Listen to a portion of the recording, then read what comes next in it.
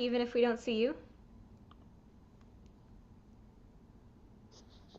I'm looking a little too rough to be on the camera. That's okay. Hair's going in all the directions. I mean, yeah, it's wild today.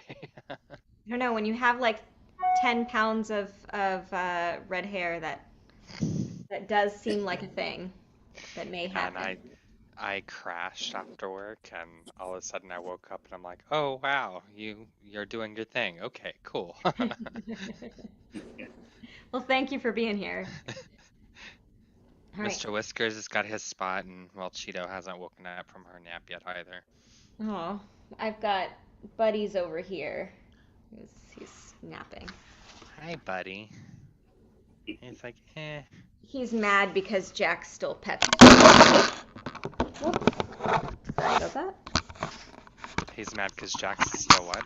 Jack stole some pets from him right before this, so Oh, Buddy holds grudges when that happens. eh, I can see that. Yeah. All right. Question for y'all. I know that no one here was at the B'nai Mitzvah on Friday, Saturday in person, or at Shavuot on Saturday, Sunday, Monday. Um, but was anyone able to see parts of it online? I caught it online. Great. So, do you have any questions about what happened during the B'nai Mitzvah or during Shavuot um, or things that you found interesting? Uh, well, Shavuot was interesting in general. Just the learning sessions. Mm-hmm. I don't think that I'd ever experienced it. That's not something I recall doing in Monroe. So that was completely new for me. Mm, I did enjoy the learning sessions. good. Uh, I maybe teared up a little bit. Don't tell Elliot. Whenever he started singing a little, that was kind of cool. Yeah. Um, I think what I liked about the learning session is that particular piece. Uh, you get to see people and their elements, like what they're good at. Um, you get to see them in all forms, nervousness, everything. It's kind of fun. Good. Um, I love doing that for Shavuot. So for those who weren't there or who don't get the newsletter, we have every year. So the holiday of Shavuot, I'll back up. The holiday of Shavuot is all about Torah learning, and it's all about Torah learning. Oh, I think Alan also thinks this is the wrong room or a different class, but um, Shavuot's all about Torah learning, and it's really the moment where we got the Torah and we got the Ten Commandments on Mount Sinai. And so, in a lot of Jewish communities, hello, Alan, I think you're probably in a different class than you thought, but you're welcome to stay if you'd like. We're just talking about Tikkun Olam, but right now we're talking about Shavuot. Um, but you're welcome to stay if you'd like. So, on Shavuot, um, what's traditional is to learn all night long. To learn, you start learning when the sun goes down, and then you finish learning at sun up. You finish learning at sun up, do a prayer service, and then go to bed.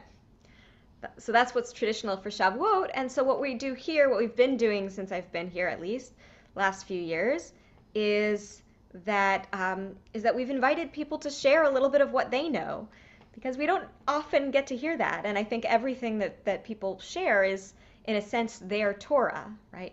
We are the descendants of those who stood at Mount Sinai. And so the actions that we do and the things that we learn are the way that we express Torah. Um, and Alan's gone. Okay.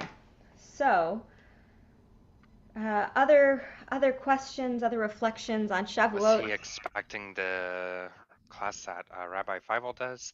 Yes, probably. Okay. Probably. We normally have a different class during this time, but Rabbi Feivel's on an airplane, so he can't really teach.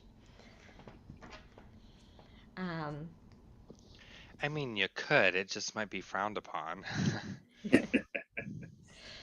The connection might That's not be great. right. That's one really Um, long lag there. a very long lag. All right. Well, yeah, Mhm. I did like that. I did like hearing how Candace tied horror into everyday culture and Judaism. That was an interesting tie. Mhm. Um, and then, of course, Lex's B'nai Mitzvah. I think it was, I mean, on that one, Emma, sorry, she texted me. As far as the B'nai Mitzvah, I've seen a lot of bar and bat mitzvahs, and they're kind of standard. I think on the B'nai Mitzvah, so I was more saddened not being able to be there in person because Mhm. Lex Lex is my person. Um, but I think just the way that on that one, I think it still gets me every time, just how everyone comes together just to celebrate one, how much work that goes into it. And it doesn't matter how much you prep, everyone's still going to be nervous with it. So that's kind of fun to watch. Um, Yeah. so, It's your Bima effect in full yes. force. But it's also, like you're saying, it's wonderful that our whole community comes out because we've seen Lex grow up and for the past 13 years. And so, I mean, I I've love, only seen Lex since what, like February-ish? right. And But I've it's only seen them still a for 3 years, but huge. yeah. Yeah. It's still, it makes a big difference when you know the person Mhm. personally who's having that B'nai Mitzvah. Great. Just a little bit of housekeeping. I spoke to Mark and Emma about this. I don't know if Curtis or Mara are interested, but so our last class of this will be in 2 weeks, on Wednesday, like normal. And I know that Emma and Mark had said that they would be interested in Hebrew class every 2 weeks. Um, if we do every 2 weeks, normally the Hebrew class that I do is about an hour. I think it would be better to do it an hour and a half each time if we're doing every 2 weeks, just because um, it'll if we do just an hour class, the normal 10 sessions, it'll take us um, past the high holidays, um, which I feel like we'll have enough synagogue time during the high holidays that we don't need all that much extra. So does that make sense? Would that be all right for Mark and Emma? And if you'd like to join us, Curtis or Mara, for it to be every other week of learning to start learning how to read Hebrew. Yeah, that sounds good to me. Uh, Hopefully, I can finish this one. The last one I did, I didn't get a chance to finish. Great. If ever I'm not around, if ever I miss a meeting, it's because of work. It's always I work a lot. Yeah. Tisk, tisk, tisk, Curtis. Yeah. But that's why I also thought like with every 2 weeks, because sometimes we all have like bad weeks where it's like 1,000 things. And Mark always seems to have Jewish mothers getting married. I don't know how you know so many women, Mark. I really don't. And all of them getting married. It's hopefully it's a good sign for me. But um yeah, it's like there can actually be like homework in between because odds of us having 2 hectic weeks in a row are less. What are you Love that. talking about? Don't you know it's my life? Love that. So The we'll chaos follows me. so we'll do every other week. I'll step onto Zoom at 7 on Wednesdays, no matter what week it is, and just in case, because I'm not going anywhere after a few weeks from now. Um, but um, I'll be on Zoom, and so if for office hours, so if anybody wants to go over homework or go over what they've been learning, I can be there as well. That is the thing with a Hebrew class, is that practice is very important. So so I'll get the curriculum together for that and make it so that it's fewer weeks, but but longer, um, but longer periods between each week. Okay. I have a question that's Yeah. unrelated to, well, actually kind of is, but does anyone here speak Spanish? Do you speak Spanish or Portuguese or anything like that? Um, I don't speak it fluently. I used to. Does anyone else? Mara speaks 20,000 other languages. I'm not sure about Spanish. Okay. But I have a rabbi friend who's from Brazil, so he's fluent in Portuguese. And then Rosa and her family are members at our synagogue, and they speak Spanish. Okay. I remember Rosa. There we go. I've gotten married, and my wife speaks Spanish and Portuguese and English. She's getting much better at it. I mean, but it's just hard for me to teach her certain things about Judaism. And I was just wondering if anybody here spoke that. Well, Mazel Tov, and there's actually an intro to there's this class that we're doing now. They actually teach it in Spanish. If you want me to send you the link. I'd love that. Great. So I'll send you that link. I think it may have started, but I would imagine living with you, she already knows a little bit about Yeah, Judaism. a little bit. So I'll give you the link for that after. Okay, thank you. Yeah, of course. And I have my list of logistics. So Hebrew will definitely do, and it sounds like Curtis, since you want to join us for Hebrew, we'll just do it expressly on Zoom because I think that it's hard enough to learn hybrid, but for Hebrew we really need to be able to see each other, and so whether that means seeing each other face to face across the table or whether that means seeing each other on Zoom, then we'll do Hebrew.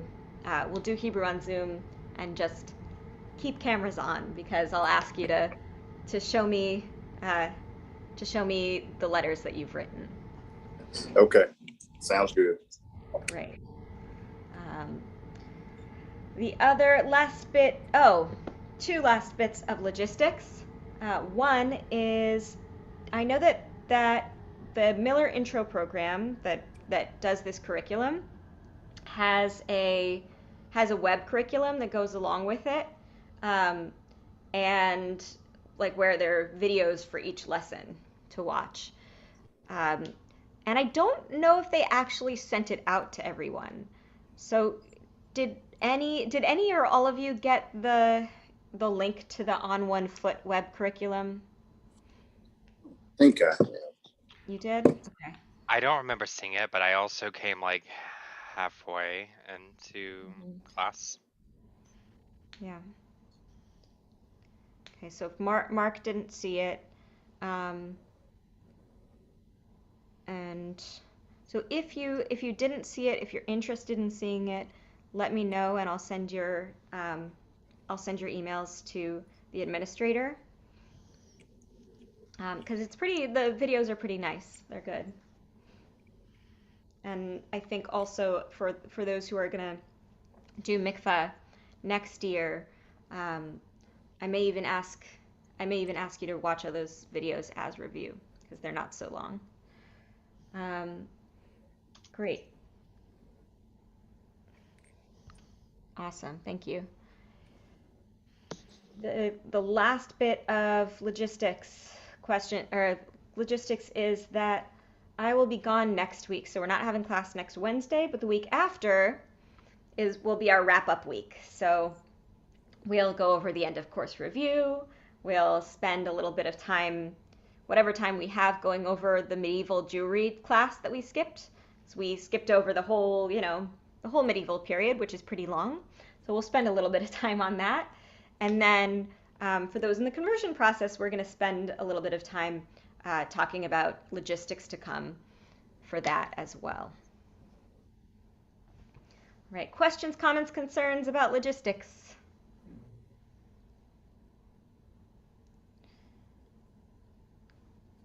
Great. All right. We are going to continue. I'm even on schedule. I said 7:20 I'd be done with logistics. So this is good. Different than normal. So today we're going to talk about personal action. So what is it that we can do with the Judaism that we've learned in this class and the Judaism that we've learned in our lives thus far? We'll take a few minutes now and at the end of class for personal reflection. So for the next 10 minutes, you have a mini research project. Research and thought process. First, think about some of the teachings that you've learned in this class and during your time with Judaism. And we'll ask two questions, which I'll type in the chat. Right? What verse or quote from the Torah, Talmud, or another Jewish text would you define as Judaism's essential teaching? Right? When someone asks you, why do you love Judaism so much? Or what do you find interesting about Judaism? What's the one text that you give them? Right? The one snippet that you give them. If you can use the quotes that they have in our book on pages 253 to 255, at least in the old version. I'll show you the screenshot in a second. And if you're having trouble remembering where a quote is, I can definitely help you out. If you know where the quote is but don't have a Tanakh in front of you, you can always go to sefaria.org. So when you find that quote, when you think of that quote, you'll write it down in your book and then list for yourself. So number 2 is write it down. 3 is list for yourself the ways in which you can act on it.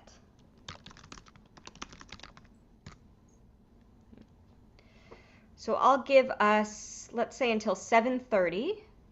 I'll give us until 7:30 to flip through your book and to flip through whatever papers or notes you have, whatever books you have around, and to find one text that you define as Judaism's essential teaching. So I'll come back at 7:30. If you have questions about where to find things, you can also let me know.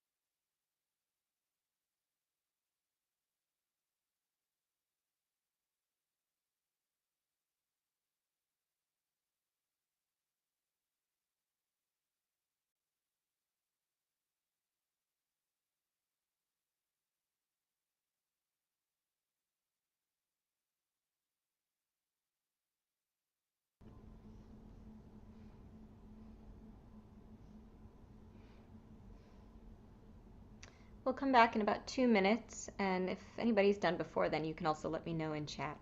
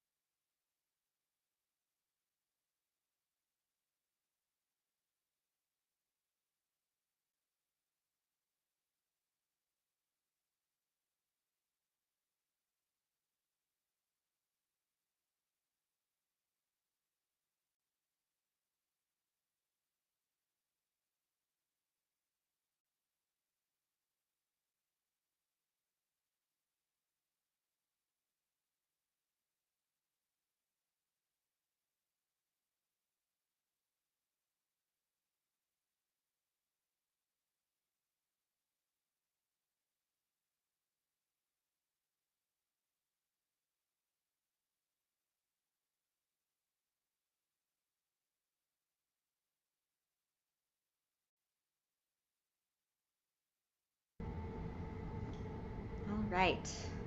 I've got my text for today, and I know that Emma's got hers. So either out loud or in the chat, Emma, can you present which text stands out for you and why you chose it? I think it's the last one. The an angel of Adonai appeared to Moses, and it's more about his reaction. So it's got curiosity, intellectual rigor. You know, he's curious, he wants to know, but he's also marveling at it and just appreciating it. So he's willing to believe and to accept something, you know, he can't necessarily understand at first. So it's not an arrogant response. He's just like, I must investigate, and I'm you know, must appreciate what I'm investigating and work out what's going on. So it just speaks to how Judaism likes to debate and views that as a way of coming closer to things that are in themselves even unknowable. But still, it's like, you know, by trying, you can hopefully know it. But at the same time, you don't disbelieve anything immediately. And I could bring this to my life by, well, for one thing, the Shabbat, because that's all part of the appreciation. So, and Mark's pointing out to me I should sit on my porch more. I have like a balcony porch area and appreciate the sunshine, because I know Mark's great at that. Like, he's very good at appreciating God's creation. I'm not so good at just sitting down with a coffee and taking it in. And also having some frank, you know, conversation with people and being humble and honest. Like, I actually had a pretty good conversation with a Muslim colleague of mine, you know, about our beliefs. And it was just, you know, like, obviously we had different ends, because he was like, you know, Islam comes from a different angle. It's like, it's all faith and, you know, like faith. And I was, and, you know, we were very happily just talking about what was different and about it. And I think that was a very fun conversation that I, you know, should obviously not pushing people to have who don't want to have it. That was an organic conversation, but I should just, you know, be more open about it. And because it was quite fun. And I think we both learned something from each other. Great. So you have, it's almost two sides that you're referring to. Is one is the intellectual, the intellect, our need to intellectually look out for things, notice things, and to talk about them, to discuss them. And then the other thing is just to notice the world around us. There might be a bush that's burning. We don't even see. There's a midrash that Moses wasn't really that special of a person, except that God had had this burning bush there for a really, really, really long time, and Moses was the first person to notice, and so he was the first person that God talked to, that God called to help the people Israel, because he was the only one to notice. Noticing those little things. Mark, do you have a text that stands out to you? Well, I mean, I can't steal Emma's, and she did it better than I would have. So my backup one is going to go to one who saves a single soul. It is if they saved an entire world. We have had many talks on that throughout class, or just being in service about the importance of what a difference it can make in somebody's life by just giving them a little bit of time. We have no idea what's going on in everyone's personal life, and sometimes taking that extra second or two to just put whatever you have going on like away, just to either let somebody vent, or talk to somebody, help them like talk through a problem, or just being there for them kind of means the difference between, like it could be, I don't know, it could be something as silly as like, just making the rest of the week or day better, or in some cases, depending on the severity of the situation, literally saving somebody's life, depending on kind of what sort of headspace they're in. I will say with me being sick, this kind of touches a little bit more because like everybody's reached out like, hey, can I go grocery shopping for you? Or are you still alive? Or is there anything I can do? That kind of, I guess, spoke a little bit more with, especially this like past week. Hmm. Right. And I love that that's what you bring for this text because I think we can take this text in 1,000 different places. And just making time for another person is one way to save the single soul. That's never a way I've heard it interpreted, but I love it. Curtis, do you have a text that stands out to you? I do. And it's from Hillel. Mm-hmm. And, he has a bunch of, but the one that he says, that which is hurtful to you, do not do to your fellow. This is the whole Torah, and the rest is commentary. I love the part where it says, now go and study. I love that quote. And you can apply that. I mean, it's pretty much straightforward, but I'll give you some examples. When I first was introduced to Judaism, and when I converted to Reform, or just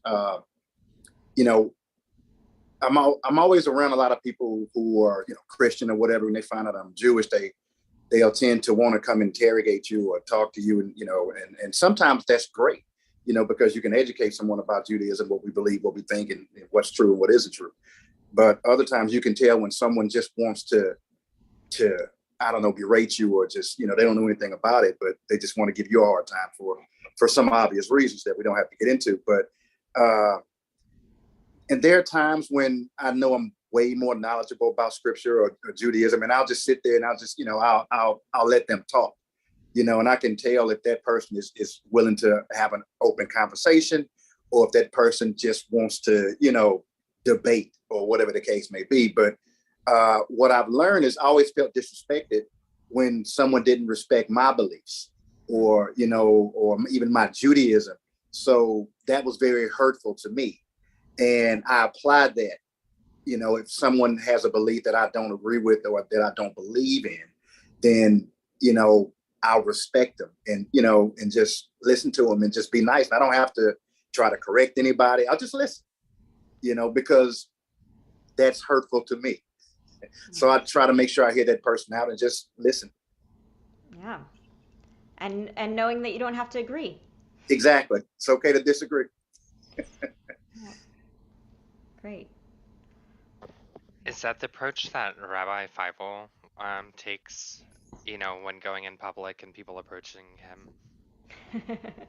Of of not just not being hateful to others. I don't think he's gotten any overt hostility, at least not here. But that's a great question to ask him. I do remember him telling me one of them about like, I think it was like, I don't know, it was grocery shopping or something. Um, Location doesn't necessarily matter, but he was talking because he'll wear the kippah and the and he's between what he wears out in public, it sparks people coming up and presenting him with their various viewpoints and trying to spark a debate or a conversation. So I didn't know how many of those were actual like conversation debates or how much was pushing a different idea or belief system on him. So Right. And sometimes, I think having been with him in a lot of these times, sometimes it is somebody responding with something that is not something we agree with, right? We we were walking by, and um, our neighbor saw Fievel and knew that I was the rabbi at Agudath Achim, and started talking to us about how wonderful certain leaders in Israel are, and certain leaders in Israel, and how it's a shame that everyone's taken God out of the government, and um, and kind of like what Curtis was saying, you know, as much as we can intellectually start an argument about that, um, Right. it's that wouldn't really be a person who may hear that fully, right? There's a time and a place for that, but just respecting that we're Jews walking through the neighborhood, and that we're we've at least got that respect. You know, it's it's disheartening and heartening at the same time. It's a little bit of what both Mark and Curtis were saying, right? Um, the I don't know what the other person is going through today, and want to make sure that I'm as respectful of them as possible. And then, you know, also I don't want to start a conversation that's going to be hateful. Right? I'm reading a parenting book right now. Not that I need to think about parenting anytime soon, but somebody handed me a Jewish parenting book the other week, and my philosophy is that if somebody hands me a book, I have to read it. So uh, there's this concept in there that um, choose the hills that you want to die on, right? And so sometimes there are hills that you want to die on, right? Sometimes someone can say something that is hurtful enough that you do want to correct and you do want to step in, but um, but we save that for the times that it's going to make a difference. I'm going to echo Mara's statement or response to you there. Yep. Good lesson, not just for parents. Absolutely. Absolutely. Mara, do you have any texts that stick out to you from our learning together? And it may take a while to type, so I'll share mine, and then we'll come back to Mara if you've shared something in the chat. Um, but some of you have probably heard me say this before, but I love the Ve'ahavta. Ve'ahavta et Adonai Elohecha, right? The Shema is great. The Shema is the verse before the Ve'ahavta in Deuteronomy, but the Ve'ahavta itself is my jam. Right? You should love Adonai your God with all your heart, with all your soul, with all your might. And me'odecha, the word me'odecha really means your more-ness, anything else, right? So you love God with everything that you've got. And for me, that means that we express our love of God, our Judaism, our Jewish values, our prayer, our rituals in places not just synagogue, right? Wherever we go, we take our Jewishness with us. Right?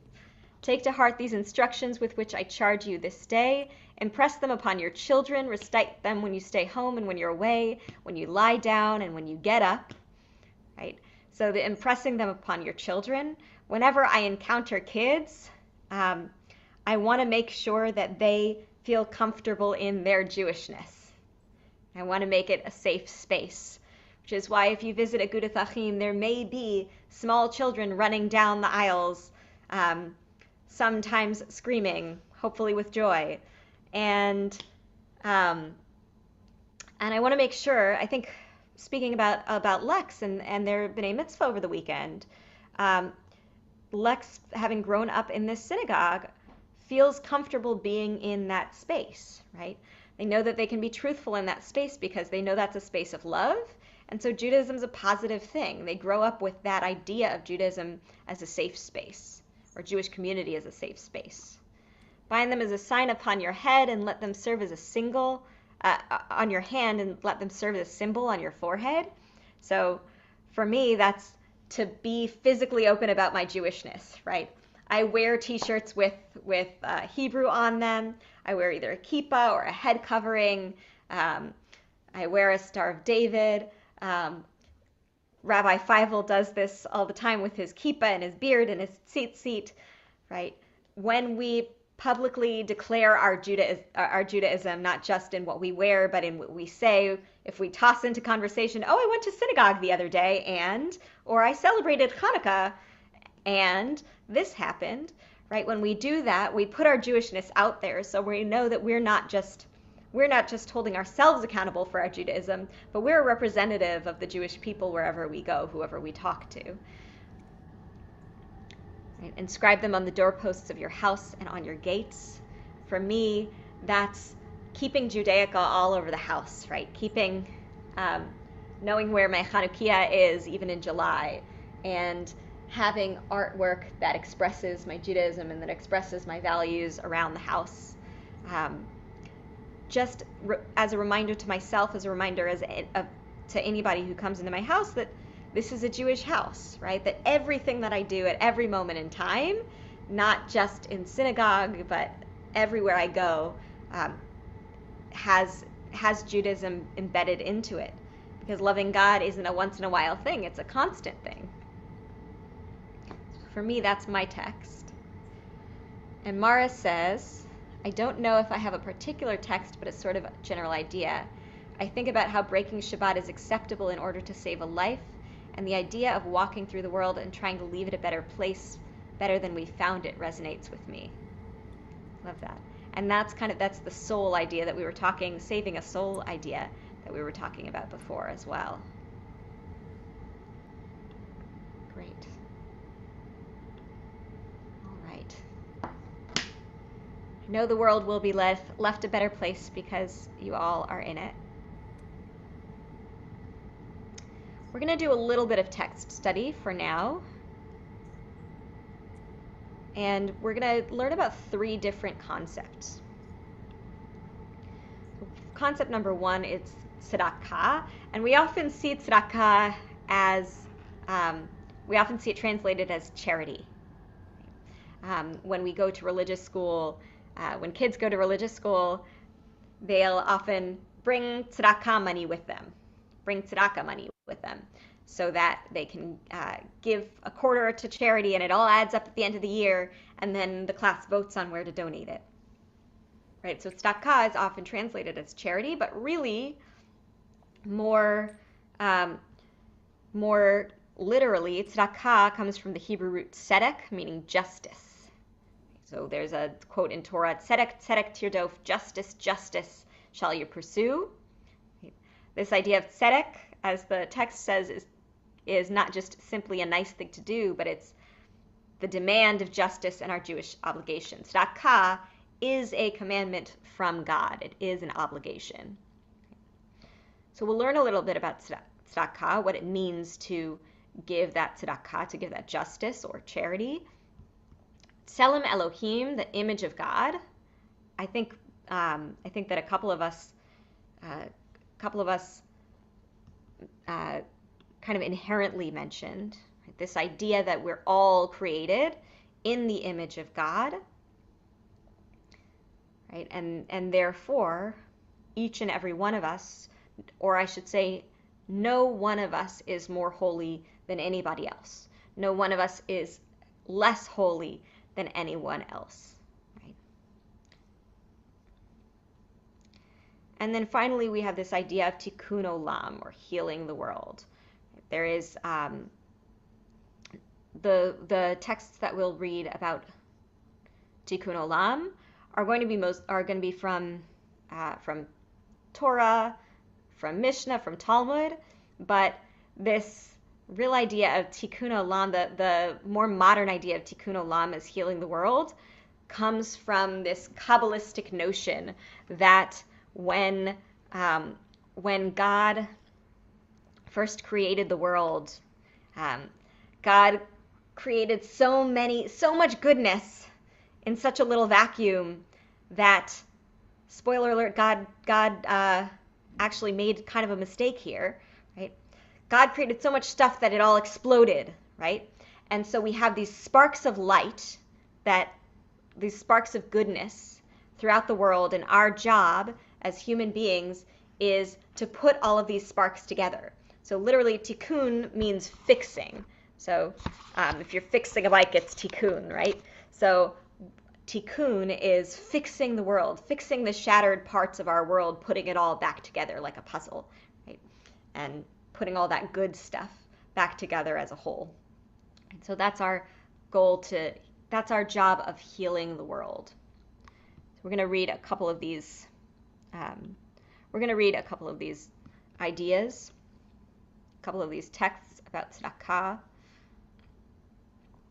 I think because y'all are on Zoom without your faces showing, what seems to me as the easiest way to go about this is I'll read the first initial Torah text out loud, and then we'll read the bits of commentary or Talmud, or in this case, halakha, medieval halakha, on our own, and then we'll answer some questions. So our biblical text here is Deuteronomy 15:7 through 11. If there is a needy person among you, one of your kin in any of your settlements in the land that Adonai your God is giving you, do not harden your heart or shut your hand against your needy fellow. Rather, you must open your hand and lend him sufficient for whatever he lacks. Give readily and have no regrets when you do so, for in return Adonai your God will bless you in all your endeavors, for there will never cease to be needy ones among you.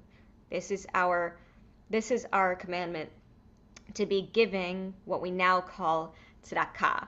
What I love about this quote, it's given here in isolation, but what I think what is fun about it is that a couple of paragraphs earlier, fun and tragic, I should say, a couple paragraphs earlier, the command is actually, there shall be no needy among you. And then in verse 11, there will never cease to be needy ones among you. So I think that's something to keep in mind, is why do we have these two verses that contradict each other so readily? Right? There shall not be needy among you, and yet there will never cease to be needy among you. So the two questions that I'm going to ask about this text that we're going to read silently just for a couple minutes are, what are these texts teaching or commanding us about our responsibilities among the Jewish people? And then, again, like we've said before, what are the concrete ways in which we can act on those commands? Right? So what is this text teaching? What are the concrete ways in which we can ask?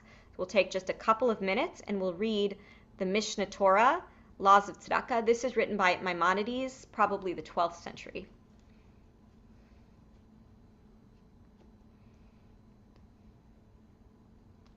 And you can view this text kind of as a ladder, right? He starts with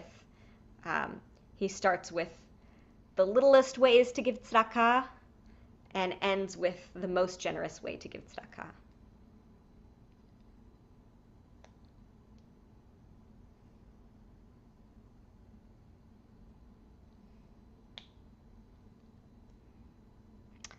I lied. That is not what we're reading, but I can share that text with you otherwise. But this is the Laws of Tzedakah.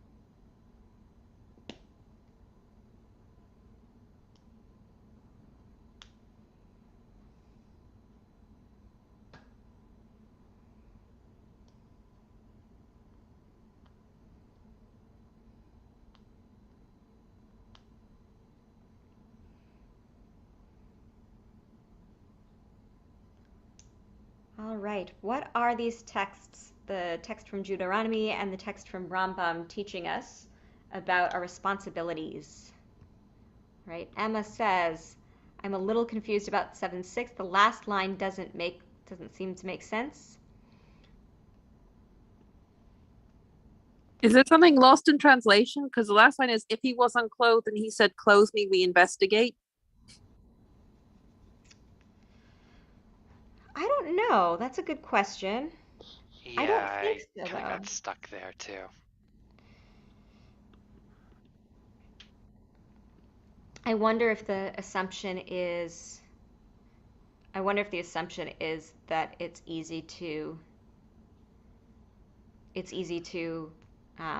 put on tattered clothes, perhaps, and make it seem like you don't have enough clothes. And perhaps also that even though clothing is necessary for life, um, even though clothing is necessary for life, food is more necessary. But here's how we find the answer, just to be sure. Here's how we go to Safaria. We're going to go to texts. And actually, you're going to help me out. If this is Maimonides, if this is a 12th century guy who writes about Jewish law, which link do you think I would press on to find Maimonides?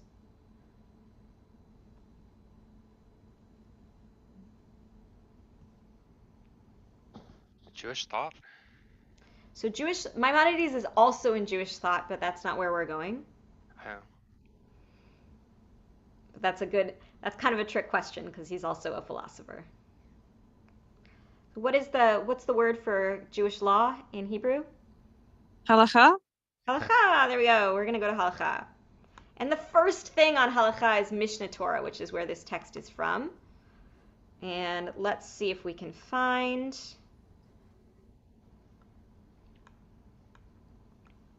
our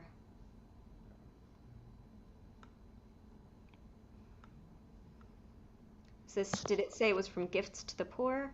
The laws of tzedakah? Problem is the translation is not easy. Let's try gifts to the poor and see if this is right. So it was chapter 7, right? 7, 6. Right, I think that we're in the right area.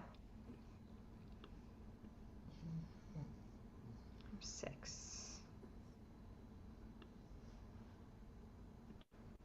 Yeah, I think it's if he was naked and said, clothe me, they do check on his background lest he be an imposter. Yeah, so I don't think that there's anything lost in translation because it's Haya a Rome. So if he was naked and he said, clothe me, they check him lest he's deceiving. I guess people wanted to steal clothes way more back in the day and were willing to go around naked to do so. It sounds like it actually was an issue. Maybe, yeah. Maybe there was a real reason why that was an issue, or why that's now I written. think it's kind of reversed in today's society.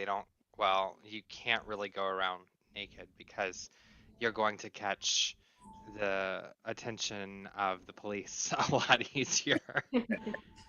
But that doesn't mean that people can't deceive you into thinking they need money for, say, food or something, and then go use it for something else, you know. Right. I know we've all heard these stories, or maybe it's just me. When I was in the military, I heard this story. This guy was telling me that he was driving down the highway and he got to a red light and there were people asking for money. And he said one guy had a sign said we'll work for food or something like that. And he said, listen, I don't have any money right now, but I'll give you a job, and you can earn some money. I can help you get a job. And the guy was like, I don't want no job. And I make $100 an hour out here. So when I was reading that, that's immediately the first thing I thought about. I was like, yeah, some of them guys begging on the street, might have more money than you. Right. But at the end, right, exactly. But at the end of the day, um, whether if there's any doubt, right, the least that we can do is make sure that they're eating, right? That's We can correct. sustain Yeah. them and keep them alive. Yeah, I was just thinking in the terms of we check him out, so to speak. Yeah. Yeah. Yeah. Right. It's an acknowledgement that not every single person who's asking for tzedakah um, will be honest, and on the flip side, that we still have that responsibility. It's a hard balance to keep. So, what is this commanding us to do? What are things that we, according to this at least, things that we should be doing?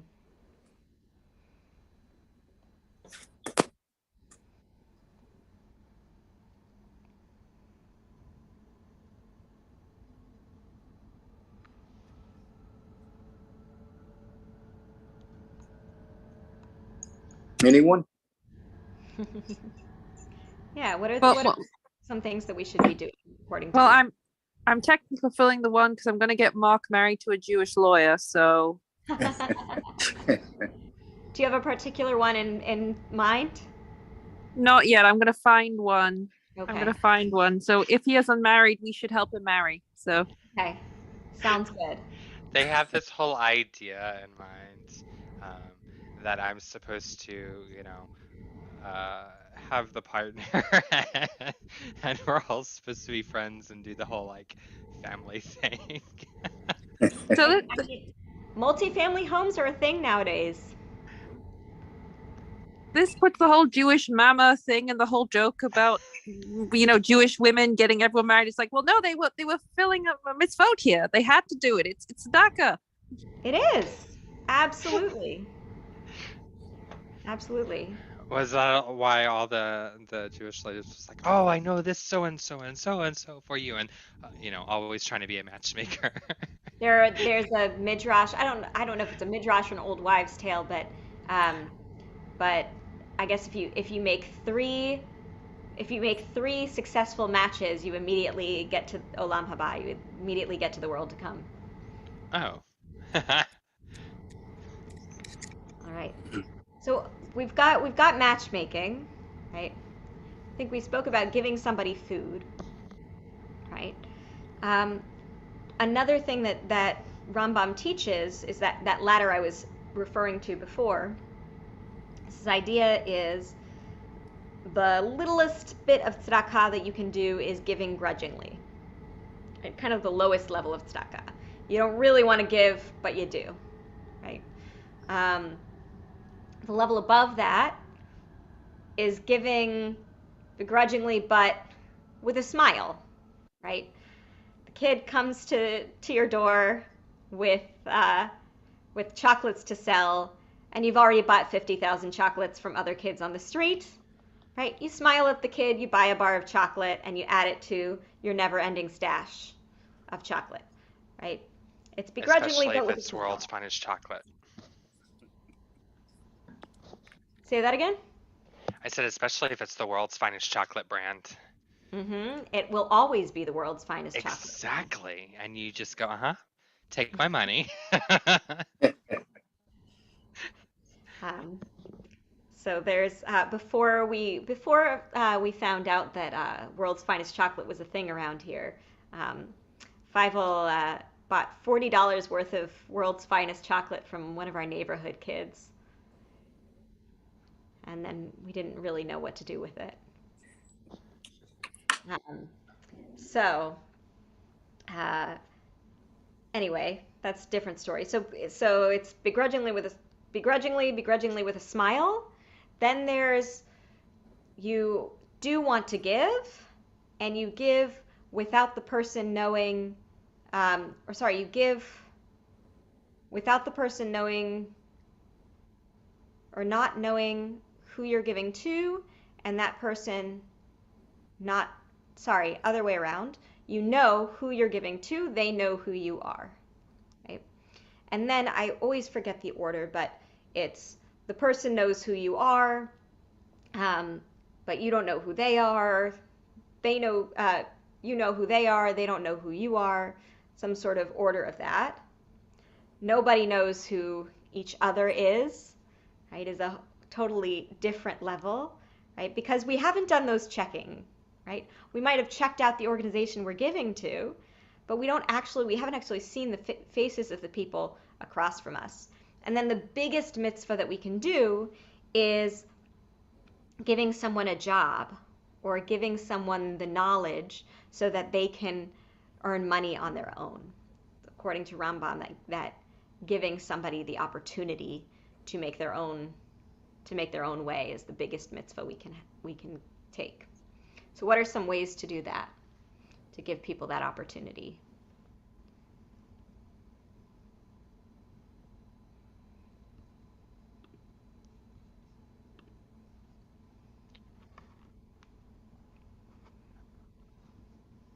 One of the weird ways that I didn't realize that I was kind of leaving a mark here was a couple of years ago, before my seizures kind of got out of control and I retired from coaching. Um, there were a lot of kids that I used to work with in Monroe or teach gymnastics to. Well, one of the things, I've had at least 3 or 4 of the kids that I was teaching actually kind of go back into the world, and they're now coaches, or they're starting to enter like college, and they're now coaching, or Hmm. mentoring other kids. Um, while I never really thought about it, until I started seeing them posting, they go back and tell the story of, oh, I had a wonderful set of coaches that took extra time with me, or, um, you know, cared a little bit more about how my life was going and just really stepped in, and now I kind of want to pay it forward or give it back.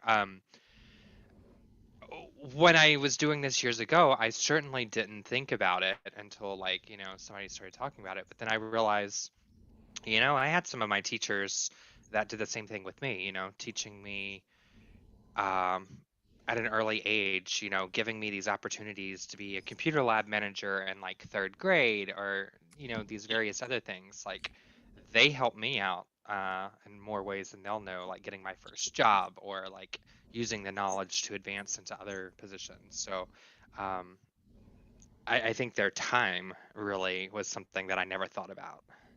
Right, giving of our time, giving especially that teaching is a big one. Teaching in general is a giant one. Um, and Emma says, I feel like the texts stress giving thoughtfully. Right?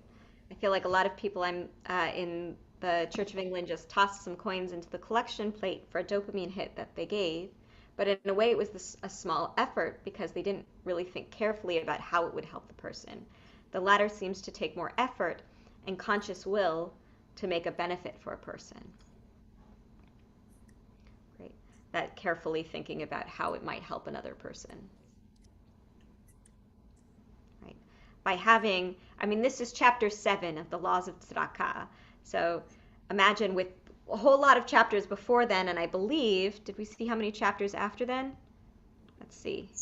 10 chapters in total, at least from Rambam, of giving to the poor. Right?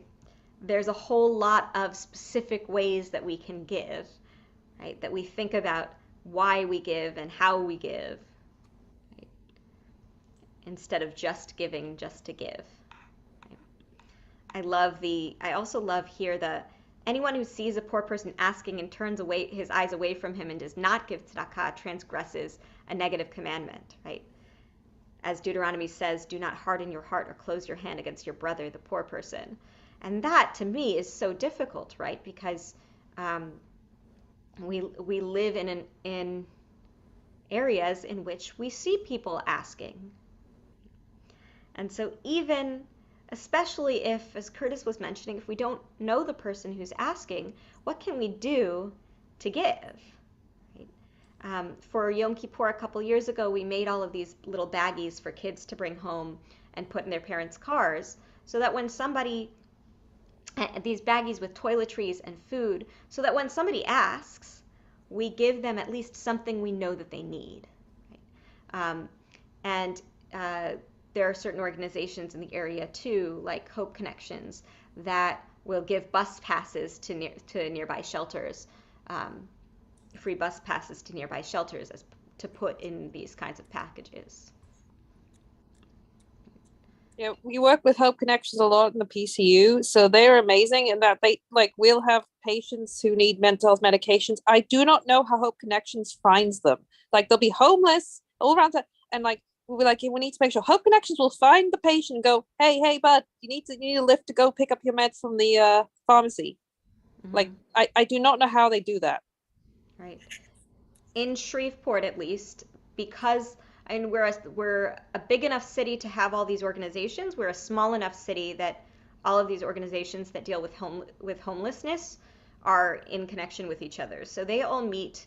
Hope Connections, which is the organization that makes the connections between all the other organizations. So Hope, and between all the hospitals and financial institutions and things. So Hope Connections, Hope House, which is our daytime shelter. You have Providence House, which is a general shelter.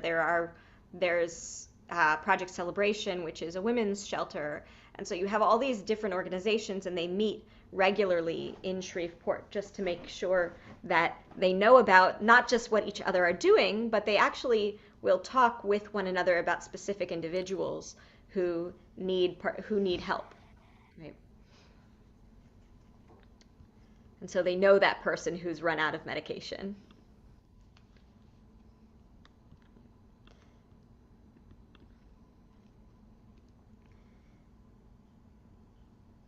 I think another big thing here that Rambam brings up that that for me is a big personal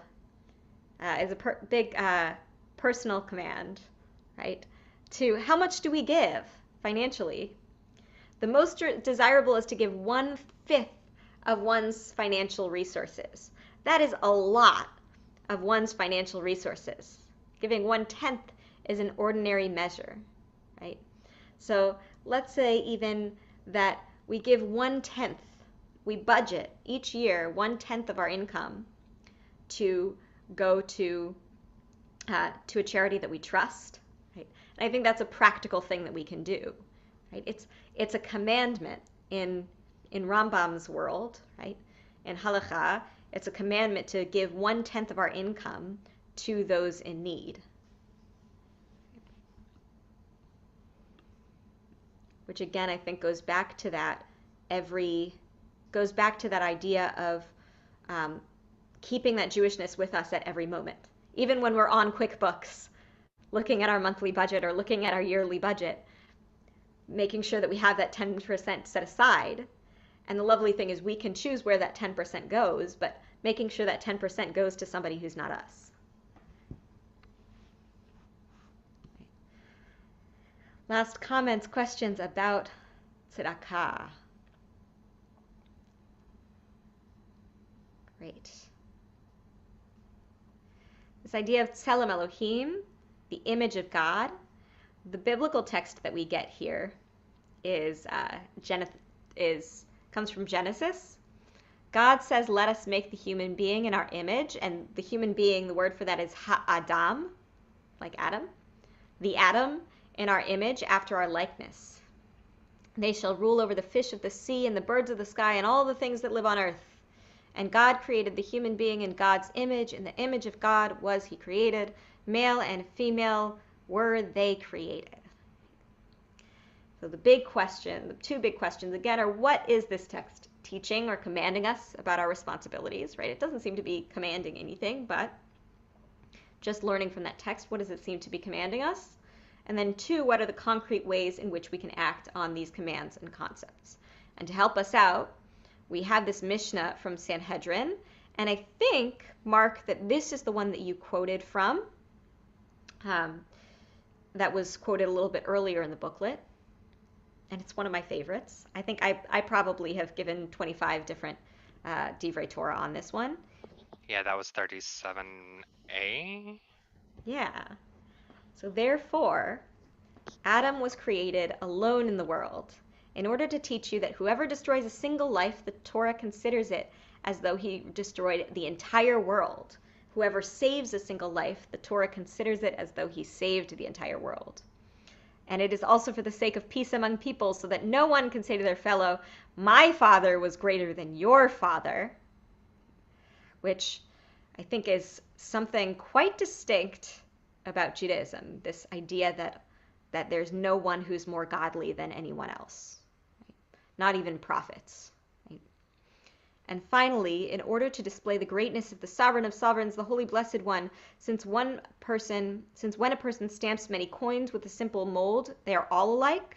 But when the sovereign of sovereigns, the holy blessed one, fashioned all human beings with the mold with which the first person was formed, not one of them is like any other. We on this call have so much similar. We have Jewish identity, and we all have computers with Zoom on them. Computers or cell phones with Zoom on them, but there are a whole lot of things in our past, in our present, in our future that make us entirely different as well. So therefore, each and every human is obligated to say, for my sake, the world was created. All right. If we were to get a command out of any of this, what would the command be? What are we commanded to do?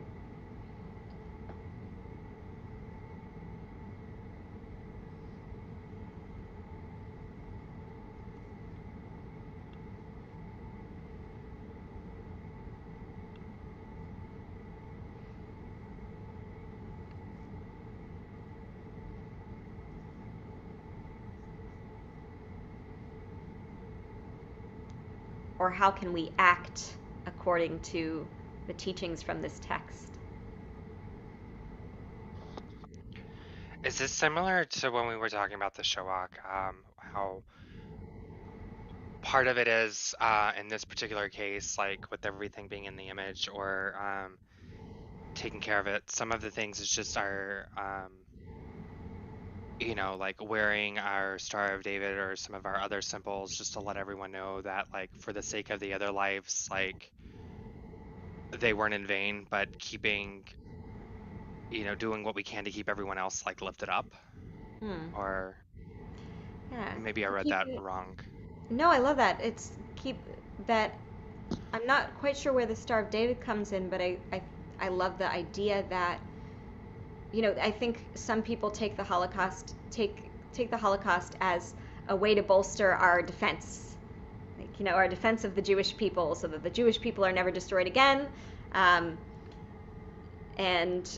the Jewish people alone. But I think that idea of taking the Holocaust as an experience to let us know that, or to remind us to make sure that others are not subjected to that again, and to make sure that we preserve all life. I think that's one way to do it. It goes into, sorry.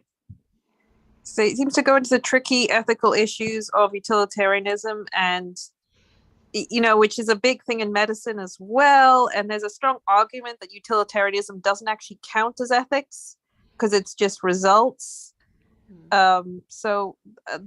Because it's very easy to go for the greater good. And that's one thing I don't like a lot about Catholicism is it seems like, well, but every individual is part of the good. So if you take away the rights of an individual, you're less, it's a very, I don't know if it's just kind of referencing that you can't forget the trees for the wood, because the wood is the trees ultimately. Great. So as a doctor, how do you acknowledge that individualism of every single life? I don't think about utilitarian ethics so much. It's because I very much am more of an adherent to moral, like I agree, it's kind of not really morality. So it's more like every patient's case, I will always fight for what's best for the patient, and I leave resource stuff to admin, because that's not my job to, like, there was an even thing I remember in England, a trauma orthopedic surgeon was discussing about how admin had ordered him which series of ceramic sort of hip implants to use. And he went, they are not allowed to do this. I will have to pick the best implant. I don't care how much it costs the NHS. My obligation is I will pick it if you refuse to supply it, but you're not going to order me to order a less expensive implant that is not as good. So I saw that battle where it was like, you can tell me no, but you can't tell me not to ask for it, which is all you can do sometimes. So really fighting that battle for every single one of your patients. Well, a patient can't vote us out of office. So that's the other issue. That it's true though. They can't vote us. They can't choose who their doctors are all the time. You wind up in the emergency room and you're sick. You can't choose. So there's an element of you just always have to be like a lawyer. You have to always take your patient's side. Mm-hmm. Great. Love that. Seeing every single person as they are.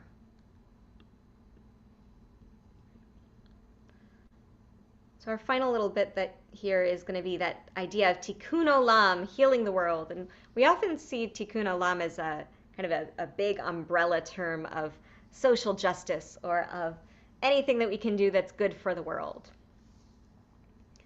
And it can be, but it does come from beyond the Kabbalistic, beyond that Kabbalistic term. It can also come from biblical and from the Talmudic.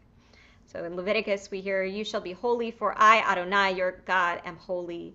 You shall not insult the deaf, nor shall you put a stumbling block before the blind. You shall not render an unjust decision. Do not be partial to the poor, nor show deference to the rich. Judge your neighbor fairly. Do not stand idly by the blood of your neighbor. You shall not hate your brother in your heart. Love your neighbor as yourself. I am Adonai."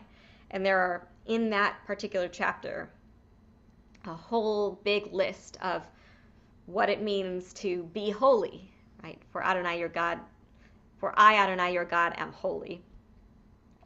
So what does it seem like being holy means in this context?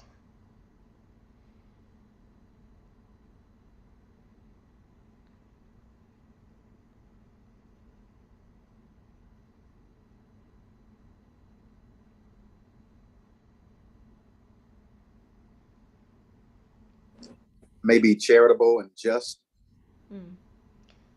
Being charitable and just is holy. Love it.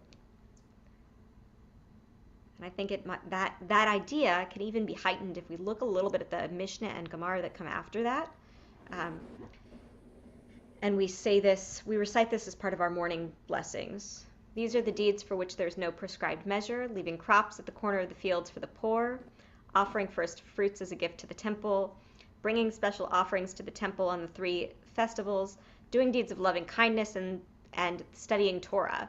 I love that all of these are set next to each other. So some of these are what we might call moral deeds or social justice, and some of these are ritual things, right? And both of these can be seen as holiness, right?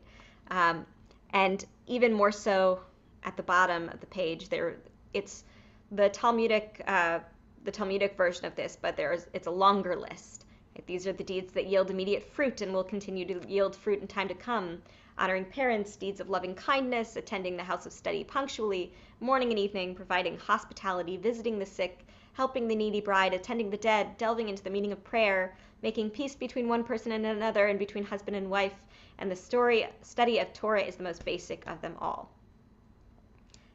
I think it goes back a little bit to what Curtis was saying, right? That be awesome and also learn, right? That balance of the two, right? And I think Judaism is always that constant balance between what can we do to make the world a better place and what rituals do we have in place to make us or to help us to do the good.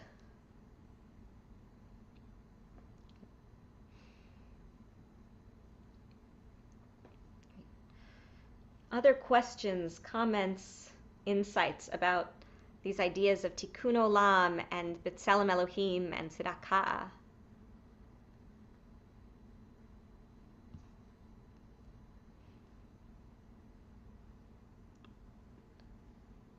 How I would like to end today then, because this is going to be our last day focusing mostly on this book. We're going to in the last class, we're going to look a little bit at the book, but our last day on a particular chapter.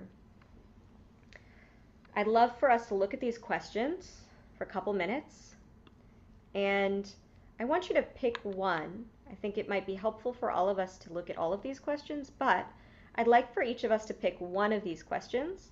And when you have an answer to one of these questions, um, you're welcome to either say it out loud or to put it in the chat. I'll give us a couple of minutes, and then if nobody answers in a couple of minutes, then I'll just pick on somebody.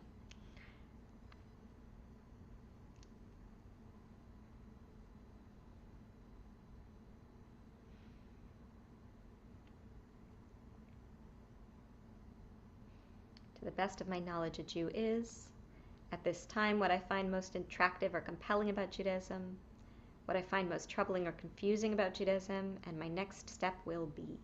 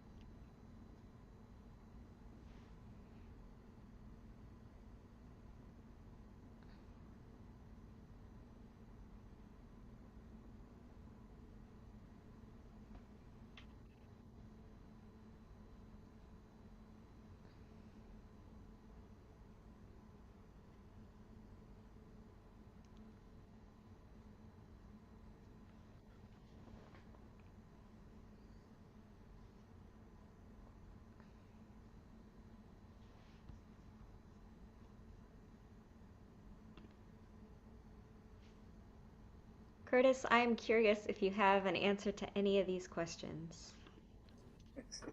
I was sitting there laughing. I was like, she's gonna pick on me first. What? It's a requirement. It is, right? I think I'll take them all. Okay. Okay. To the best of my knowledge, a Jew is, halachically, be someone who is whose mother, was Jewish or grandmother, but I think it's deeper than that because being Jewish to me is a verb rather than just being born a certain way. And I do acknowledge that, but I mean it's also a verb. It's someone who takes upon themselves the mitzvot. That's the best of my knowledge. And what do I find the most attractive or compelling about Judaism? To me, it's the wisdom in it, studying the halakha, and the Mishnah and the Gemara, and just the wisdom in it. And, how I can apply that in my everyday life. It's a beautiful way of life, and that's what's so attractive to Judaism to me. At this time, what I find most troubling or confusing about Judaism is the division, amongst the different denominations of Judaism. This one doesn't accept that one, and so on and so forth. And my next step will be, I think I'll keep that one to myself. But I know what it is, and I'll email you on that at some point. Rabbi. Great. Thank you, Curtis. You're welcome. How about Mark? Mostly what Curtis said. On the second question,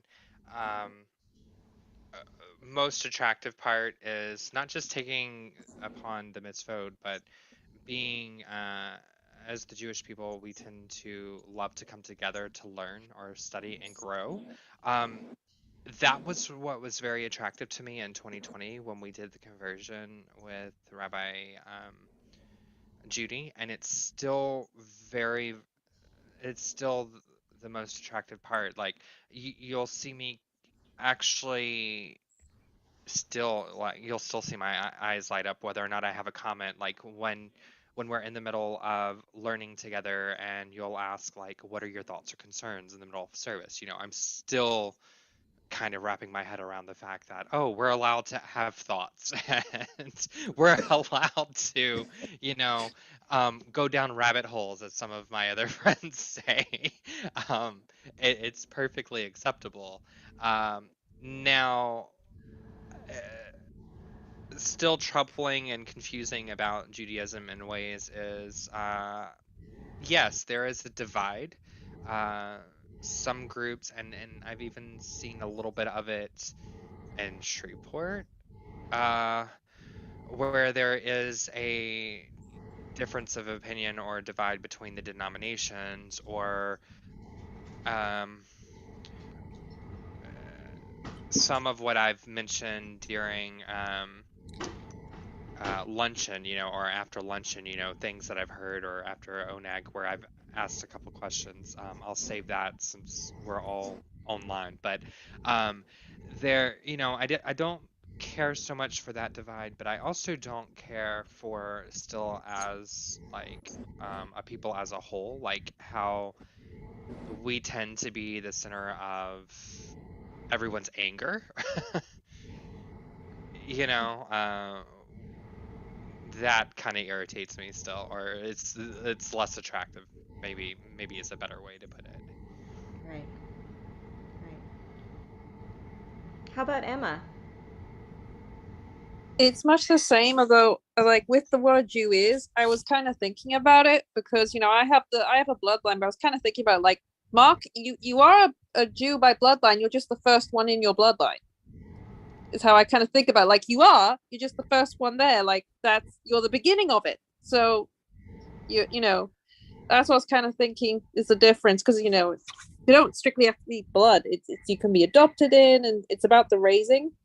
Um, and what I find most attractive is, again, as you can tell, I like the intellectual rigor. I definitely like the sort of feeling and connection to my past, especially because I'm that age where I'm planning to have kids, and how Judaism sort of views your role as the role of the woman in the family and the importance of passing on the culture, and especially when we touched upon the Holocaust and that kind of thing does tend to fall upon the women, like the oral history of the family. I get it from my mom way more than my dad. Um, so it's all kind of just part of like what I like, finding my own role because I'm used to being the child in the dynamic, and so it's just part of me hitting another phase of life where I'm looking more to nurturing someone else in the future, and that's frightening because I'm also the youngest child. I'm the baby of the family. There's no one else younger than me, so it's a very different shift for me. What I find I just don't think I've gotten, I'm sure there's lots of politics I'm just unaware of. Like I paint the COV as being a very ditzy, kind of easy breezy place, but it might just be that I was completely oblivious to all the drama. Like I'm just not good at picking up on it. So I find the debate more interesting, but like I said, it could just be I just don't pick up on tension when it's there. So I would actually say what I know with that troubles me a bit is just that one line in scripture of, man shall not lie with another man. I don't know much of scripture, and that's the one bit I know. I'm sure the other bits like about war and stuff that will hit a nerve, but I was like, that's the one I was. I'm like, oof, various ways you can try to get around it, but not a great bit, not something I want to hang my, that's not a hill I want to die on. Kind of domain territory that bit there. Absolutely not. So my next step will be to try to read more. I've got the JPS Hebrew Bible, and I keep having it by my bed, and I keep telling myself to, read one more page, and then I have a nap. And yeah, that's not a great. I've got to get into a routine and a habit, because then I can actually come with more thoughts on scripture and what I thought about it. Right. And that's actually it's a great way to do it though, is just a little bit at a time. But if it's hard to really get through it, the JPS Illustrated Children's Bible is my go-to. Because when you read one page at a time, you're reading an entire story at a time, and you get all of the like central juicy bits. And then I like going through that first, and then going through Tanakh from beginning to end, to fill in the gaps a little bit. So thank you. And Mara, if you'd like to type in, you are welcome to do that. If you have an answer to any of these questions, I'll say that one answer to a question that I see is for what I find most attractive or compelling about Judaism, that I've just recently realized after 31 years of being Jewish, is the people. I love Jews. I love that we can come together on a Wednesday night, or now even a Thursday night, on the night after it was scheduled. We can come together on a Thursday night and learn together and laugh together about things that are serious and also not so serious, right? I think I didn't realize until I became a rabbi how much I love people, and how much I appreciate this community. So thank you for being a part of this community with me, for learning with me tonight, and just learning with me in general. I'll see you again in 2 weeks on a Wednesday night. Hopefully I'll see you this Friday night. And, if you don't live a billion miles away, hope to see you on Friday night, maybe even Saturday morning at the B'nai Zion Bat Mitzvah, to help, dispel some of that tension between movements, although it will unfortunately be there. But I hope to see you all this weekend, and I hope that you have a wonderful couple of weeks if I don't. Have a good evening. You'll see me in a few weeks. I think I'm just going to take a few more days to just not spread my whatever icky to everybody. Please do. All right. See, hopefully I can get up there soon. I've been dying to get up there, just always working. But as soon as I get a chance, I'm definitely headed that way. I'm trying to make it at least once a month. You're just going to make me just come, like, find you and drag you over and be like, everything else can wait because I'm super important like that. You're absolutely right, Mark. I won't let it come to that, man. Right. And you don't have to come alone either. If you want to bring your wife, you are welcome to.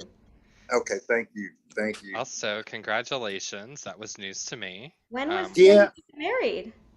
I have been married for over a year now, believe it or not. Wow. Yeah. Yeah, I've been quiet about it. Yeah. We've been really bad at communicating then. We need to fix that. I know, but there are people who know more, and I'm surprised she didn't tell you. Who was supposed to tell me? Well, I mean, I didn't tell her not to tell anybody, but